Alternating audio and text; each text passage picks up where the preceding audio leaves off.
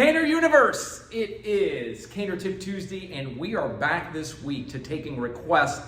And one of the questions was, when do you go into how do you know when you go into Powershot mode versus some other type of skill? And we're just gonna go ahead and summarize those two strategies as Powershot versus flow.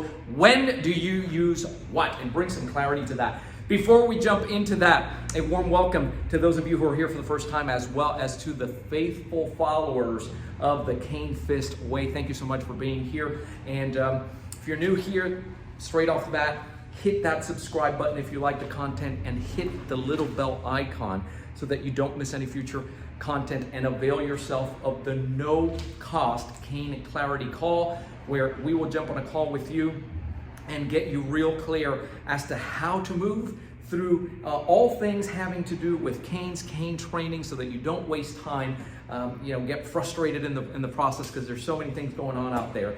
And this is something that we do for you at no cost. And so let's jump right into this. ACSD was built essentially on a Powershot template. And this is something that we tested early on. Somebody asked as well, this is going to be the topic of, for in the future here for this segment is, do you do any cane sparring, and do you wear protective gear? We did this, decades ago to come to the conclusion, it's called testing. And we came to the conclusion that the best use of this tool with its unique reach and the fact that it's an impact tool, when you go into Powershot mode, it's very difficult to stop that threat. Meaning that an individual who picks up this tool and is intent on doing damage with it, and educated shots and knows what he's doing, is moving forward, very difficult to deal with it. You're going to have to be willing to get in, take a shot or two, and of course that's not a lot of fun, right? And so when you're at a distance, the simple answer to this question is that a Powershot mode means that I have enough time. I'm here, roughly at around this distance. I can maximize the use of the tool out here, and I had an opportunity to see this boiling, right, getting to, and I saw him coming and say, hey, I don't want any trouble, and I'm holding my ground here. I couldn't avoid it. I couldn't walk away. He decides to lunge in or whatever, and here we go. And you're keeping it. It was designed primarily to deal against a knife assault, because I hate it. It's designed to maximize the use of, the distance advantage of the tool. And so, boy, that'll really can get you out of trouble, right? But when is it that, it's not a good idea to use this? You're simply not going to be able to do well when you're confined and you're in close quarters. And I go to move here, I'm knocking into things, or something's here in the way, or he just surprises me. I can't go there. I try to do anything from here to here. He gets to jam me. As soon as I step in, he's going to grab both. He's going to take the cane. And so you have to find a way to train beyond that Powershot. So all the other training is what happens when somebody breaks through your Powershot training. Now somebody asks, what about all these finesse moves that we see? Because sometimes you see this movement, it's very straightforward, it's no nonsense, it seeks bones. We're going to seek and destroy the attack. Notice that I said the attack and not necessarily the attacker. Seek and destroy the attack, right? And just boom, overwhelm. Versus, sometimes, you're moving and you have this kind of thing going on. And did you notice that? And you say, well, that's more, it's not that it's finesse.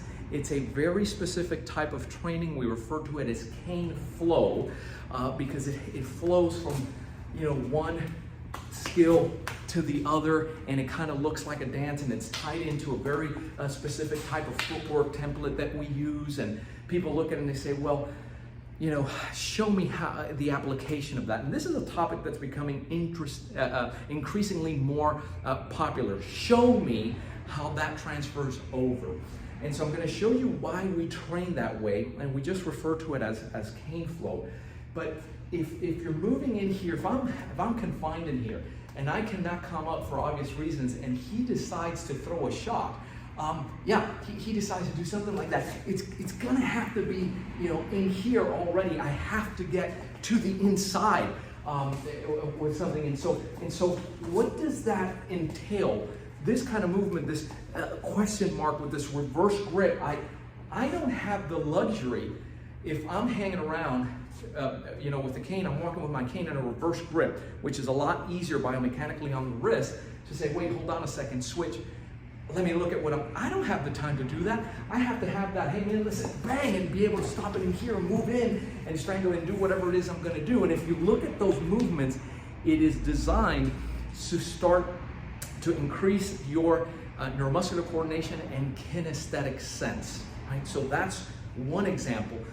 Same thing when you're seeing movements in here, and those of you, all this that you say, well, I don't get it. So that partitioning movement coming into the inside, quick tap, right? Right away, because it has to do with the handling to the inside. So when he's closing in, you'll notice that we have two hands on that cane, usually in the flow. So you see something like this, and you say, oh, those soft, movements, they look like so finesse-like. Pay attention, right? Your kinesthetic sense with the tool without having to look at it. Keep in mind that when you see something like this, ACSD train, boom, we're ready to explode. Did you see how we can go from the horn and the crook, what the layperson refers to as the handle, to the shaft without even looking, and be able to explode from there?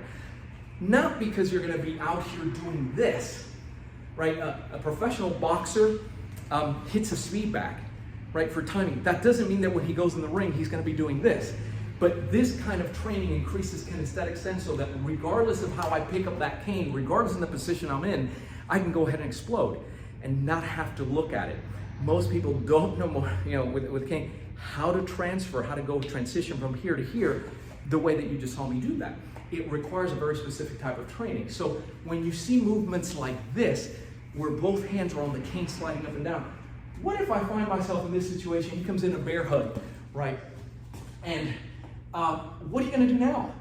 Because I can't really go anywhere here, right? He has his head, notice he has his head here. Maybe he's pinning me, and then this is gonna escalate, and my cane is here, and I can't really, right? But if I have, right, that training to be able to move from there, all right? Okay?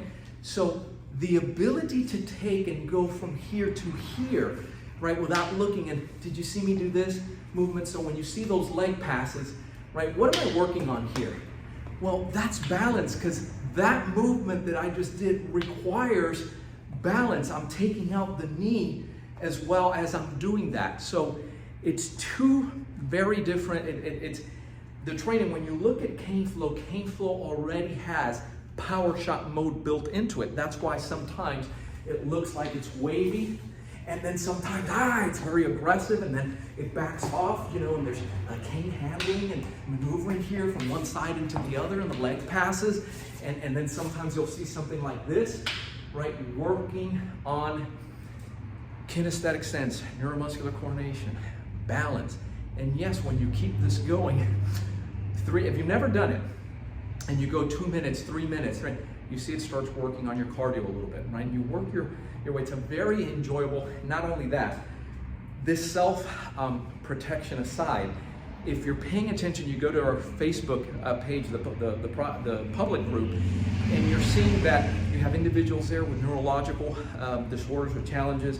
You're seeing caners who have to ambulate with 2 canes, all kinds of injuries, one that had the stroke, and right, aches and pains.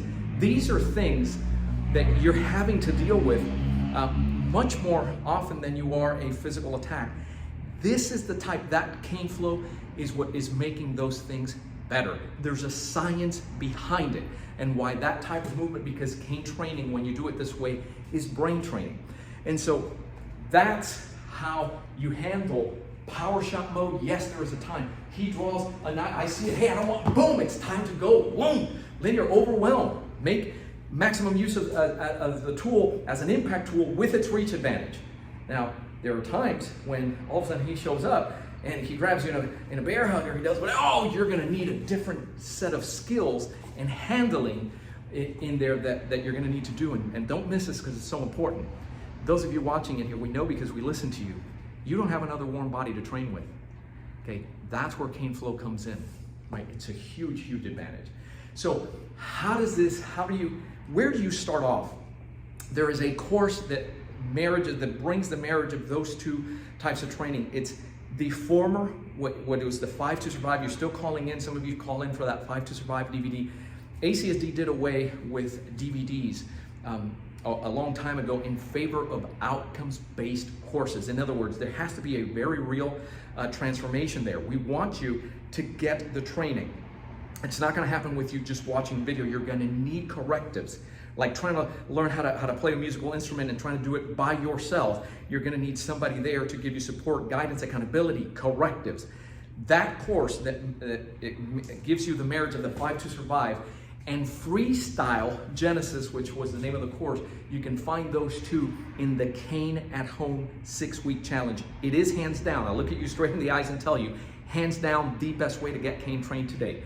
And if you want to learn more about that, just go ahead and text the letters CCC to 305-745-7839. Let's have a conversation first. Listen to what your goals are, and then make sure that that is the proper training for you.